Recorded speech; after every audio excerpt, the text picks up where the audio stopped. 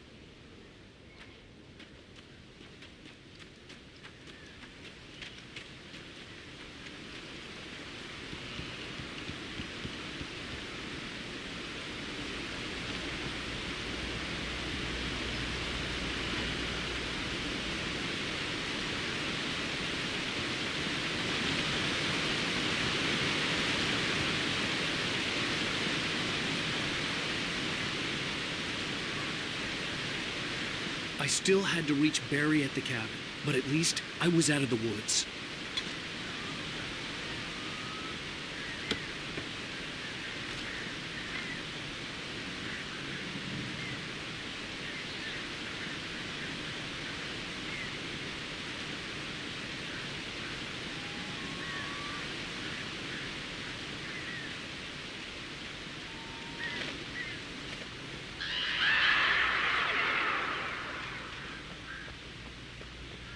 I'd have to get the car from the locked garage. It would get me back to Barry faster, and the headlights were a welcome bonus.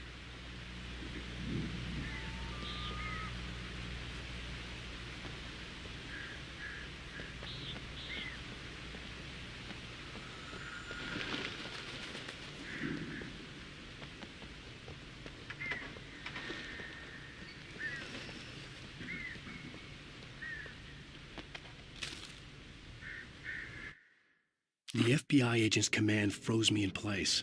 I considered surrender. It was all falling apart anyway. I could give in, let someone else deal with it, but it felt all wrong. Call it instinct, his posture, the way he held the gun. He was no friend. Shots ringing in my ears, I leaped for the hole in the fence and stumbled into the darkness beyond.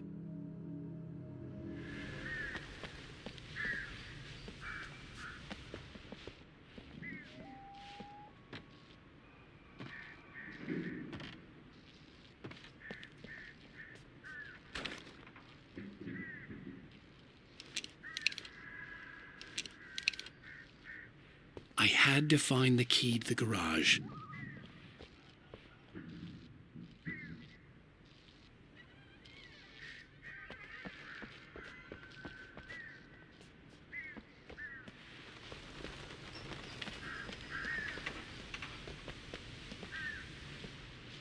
I needed the garage key to get to the car.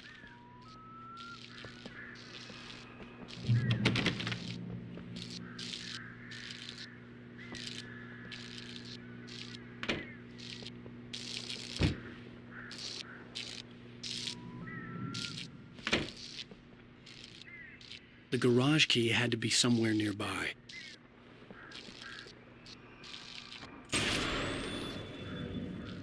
A story is not a machine that does what you tell it. A story is a beast with a life of its own. You can create it, shape it, but as the story grows, it starts wanting things of its own. Change one thing and you set off a chain reaction of events that spreads through the whole thing. The characters have to be true to themselves. The events need to follow a logic that fits the story. A single flaw and the magic is gone. The story dies. Alice dies.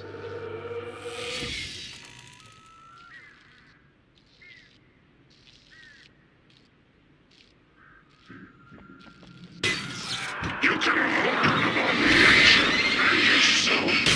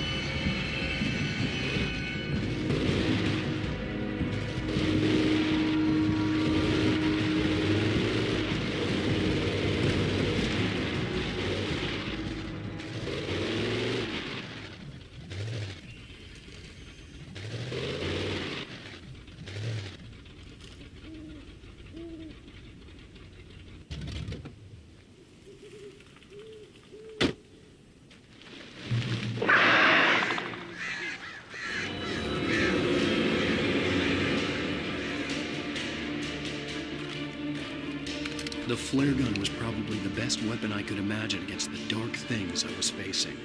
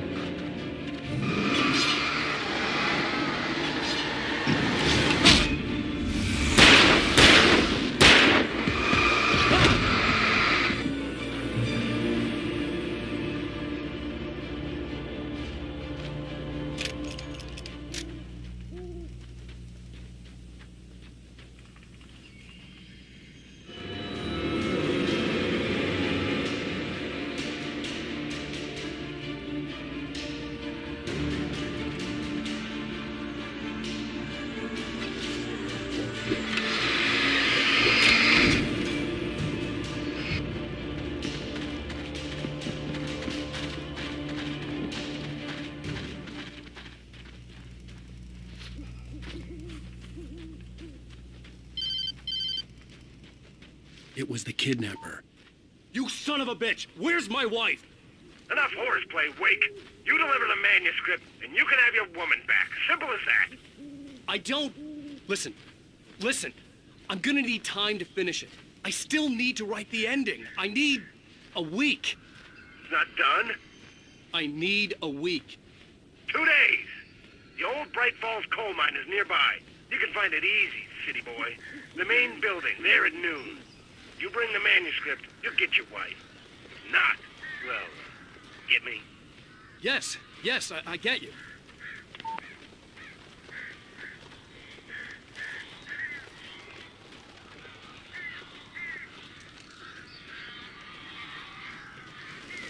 Barry had talked about birds over the phone.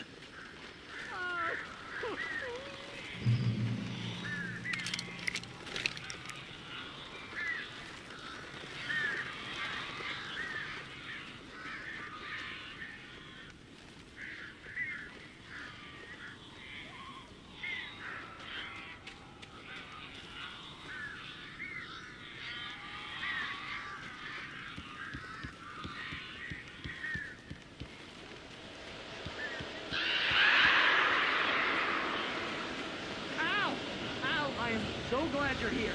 A couple of them got in here before I blocked the chimney. This isn't normal. These birds are weird.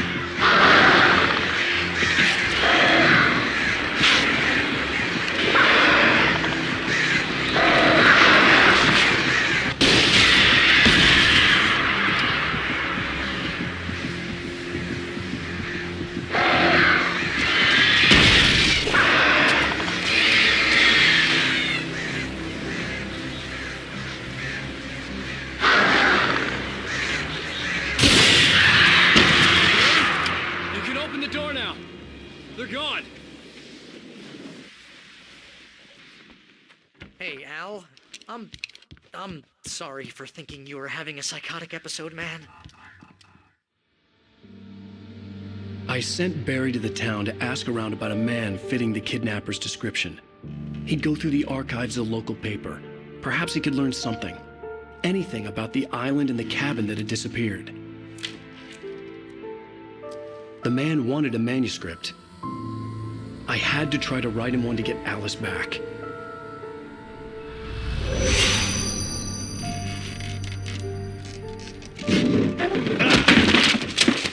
For me, the supernatural had always been nothing but a metaphor for the human psyche, a tool to use in writing fiction. Now, it was happening for real, and I couldn't put a single word on paper.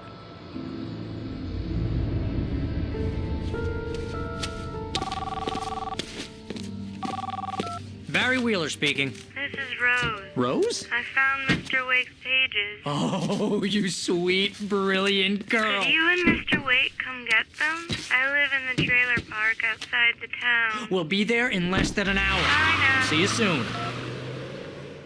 Have a great day. Hope you come back soon. Welcome to the old dear diner. Good girl.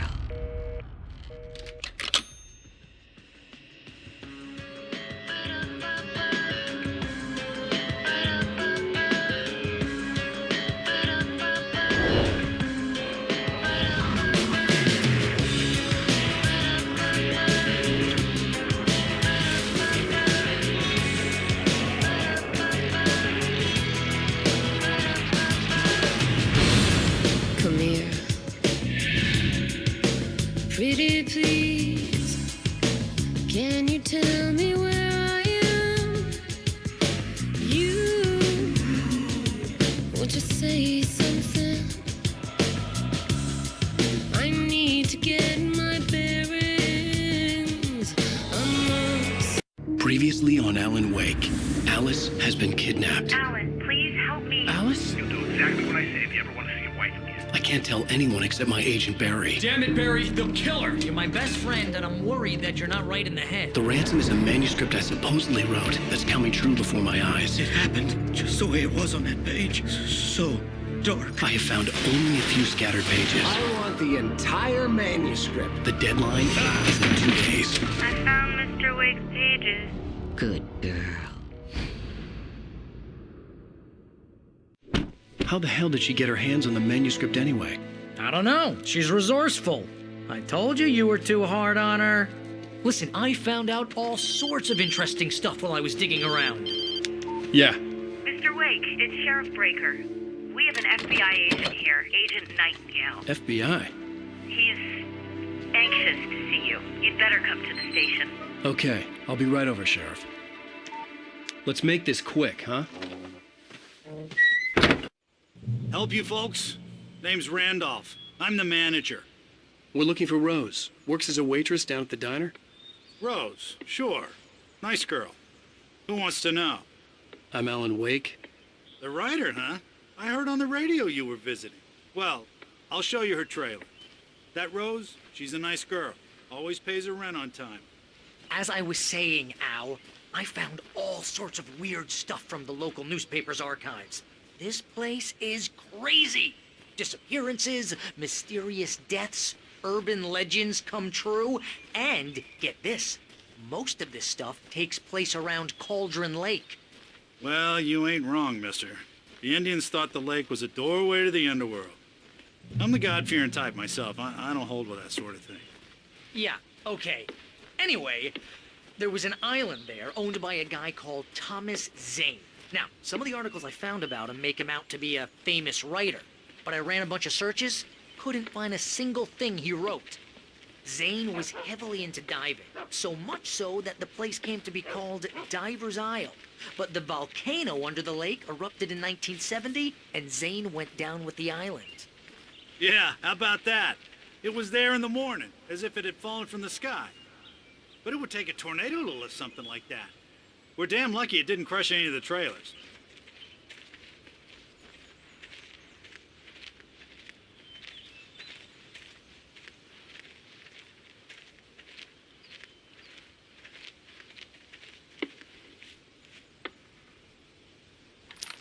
better. A local girl, Barbara Jagger, drowned in Cauldron Lake just a week earlier. They were lovers. Sure, Jagger's a local spook story. The Scratching Hag comes for you in the dark. Childish stuff like that. Anyway, Al, I'm just getting to the best part. All of the articles about this stuff were written by Cynthia Weaver. I asked around, and she's that crazy bag lady you met. What, the lamp lady? She can be a little loopy, but she's not homeless or anything. Yeah, anyway, she knew both Jagger and Zane before they both died, and she had some kind of a breakdown.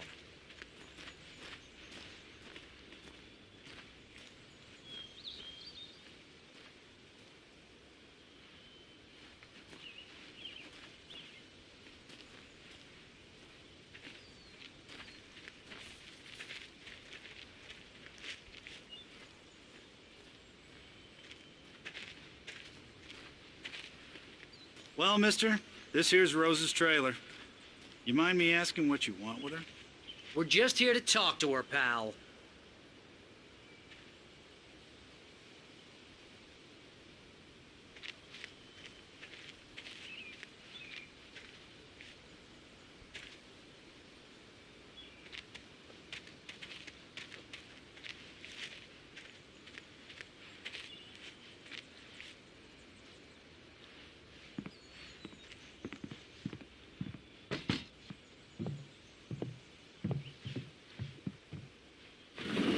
Welcome to... Oh dear, Mr. Wake. I'm so glad you're here. Rose, you have my manuscript? Oh. Oh, yes. Yes. Please, come in. Hey, this is really good. Rose, Yes, my manuscript. I really need it. I understand.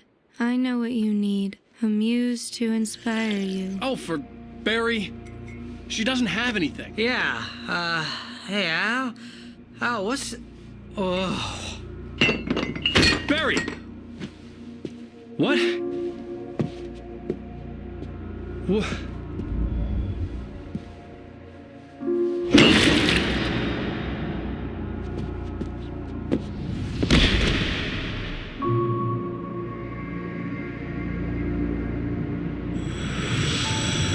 It's coming for you, hiding in my barber's skin. I'm too weak to stop it. You must turn the lights on. I promised I'd come visit you and your lovely wife. You must finish what you started. I insist. You must turn the lights on. Turn the light on. Back to work, boy.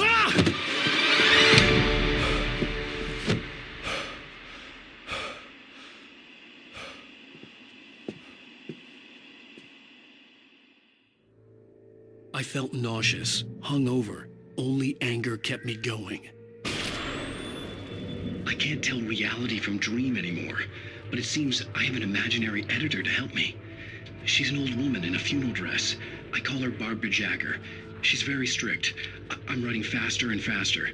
My manuscript is being heavily revised. The edits are getting very aggressive, and each day there's less of me and more of her. I hate it, but I know she's right.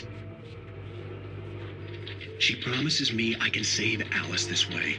She knows more of this than I do. About the complex incantation I'm attempting. About this place. She's worked with another writer under similar circumstances, Thomas Zane. The genre of the story seems to be shifting.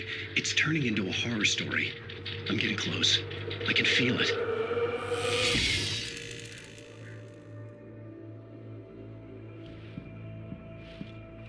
Rose took a day from me. I had less than 12 hours left to meet the kidnapper. All I could do was get Barry into the car, work something out once I got on the road. Welcome to the Oh Dear Diner. What can I get you today? Coffee? I couldn't work up much hate for Rose. Something had used her to get to me and left its mark. First refill is free. Milk and sugar on the counter there. Would you like to hear today's specials? Thank you. A nice day.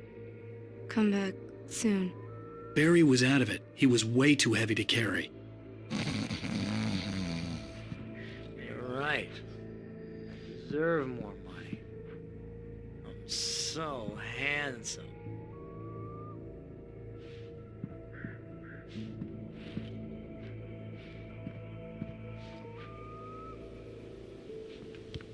My gun and flashlight were gone.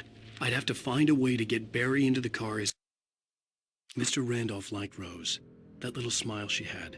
How she was still sweet when life had tried so hard to make her bitter. It wasn't any of his business what she did in her trailer. But those strangers, the writer and his smart-ass sidekick, looked like trouble. And they'd been in there for hours, way past her normal bedtime. He reached for the phone and called the sheriff's station. Quickly as possible, there was no time to waste.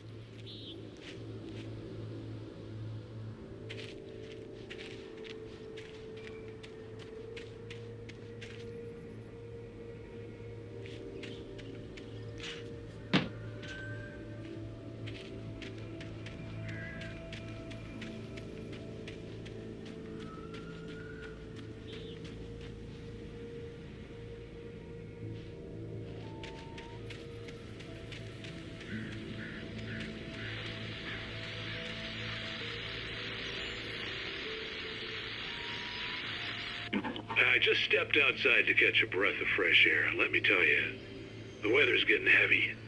Nights like this make me especially glad I'm here talking to you and not home in bed. Once the weather takes a turn like this, I can't sleep at all.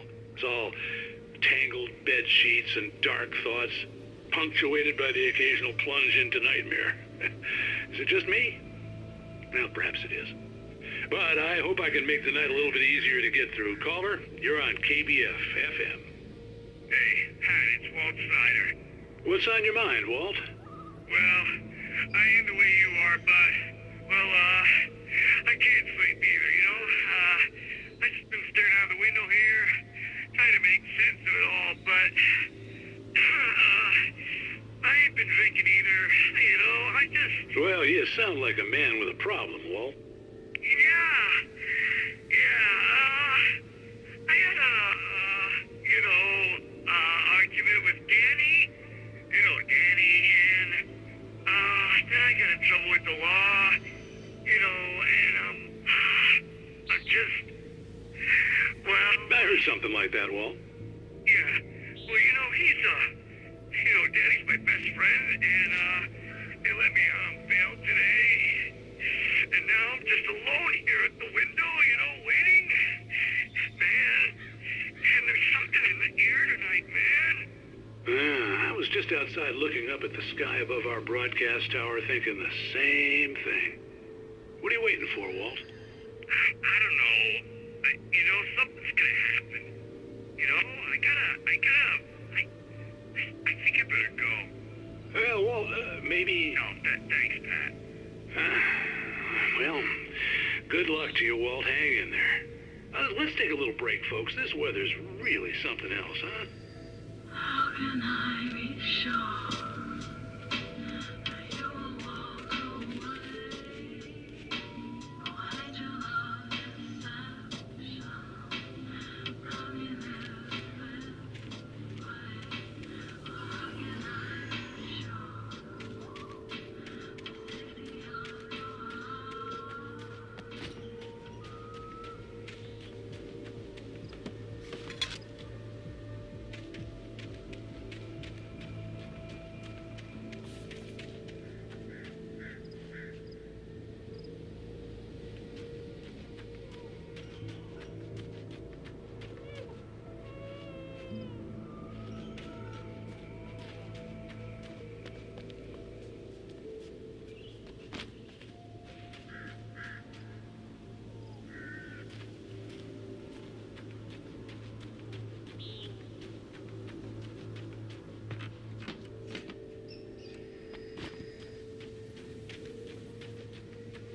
Oh, you're gonna get it now.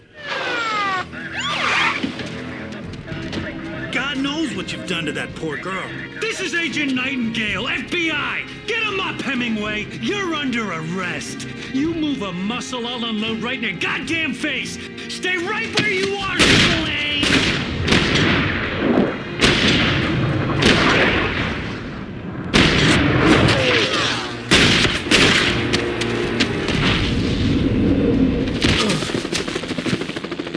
What are? I'm standing right here, you goddamn maniac!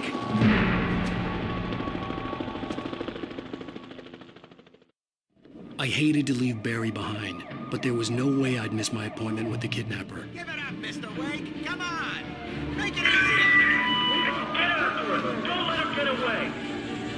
Move it, move it, move it. I'll have your chance if you let him get away.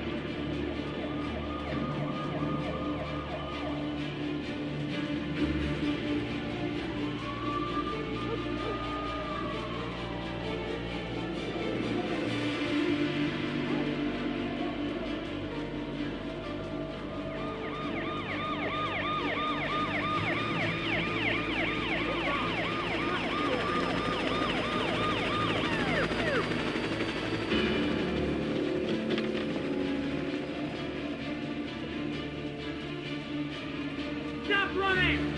We have the suspect in sight! Okay, men. Keep your eyes peeled. He's gonna try to make it through here. Oh, damn. Man out! Wait! Wait!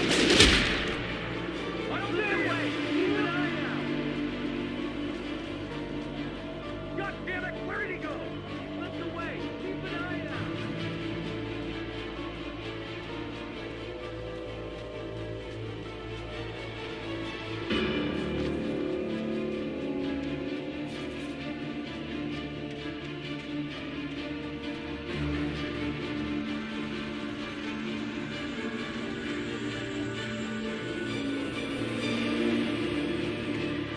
He's gone. Come on, guys. We need to head him off. For decades, the darkness that wore Barbara Jagger's skin slept fitfully in the dark place that was its home and prison. It was hungry and in pain. It dreamed of its nights of glory when the poet's writing had called it from the depths and given it a brief, terrible taste of power and freedom. The rock stars had stirred it from the deep sleep the poet had sunk it back to in the end. When it sensed the writer on the ferry, it opened its eyes.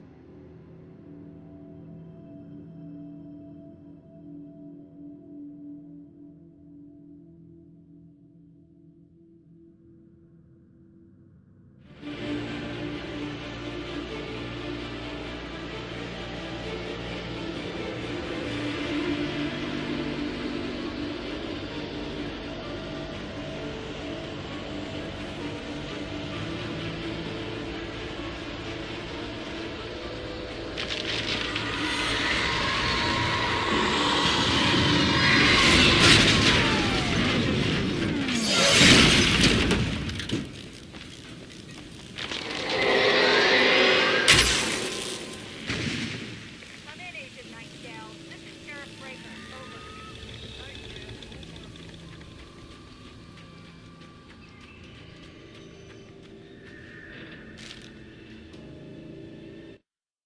Rose didn't know how the strange old lady got in her trailer, and she looked wrong somehow. The woman showed her teeth in an approximation of a smile and traced a finger down Rose's cheek. "Pretty girl," she said. Rose felt as if she was falling asleep, but her knees didn't buckle. The crone spoke in a whisper, her words ice cold and dark in Rose's ear.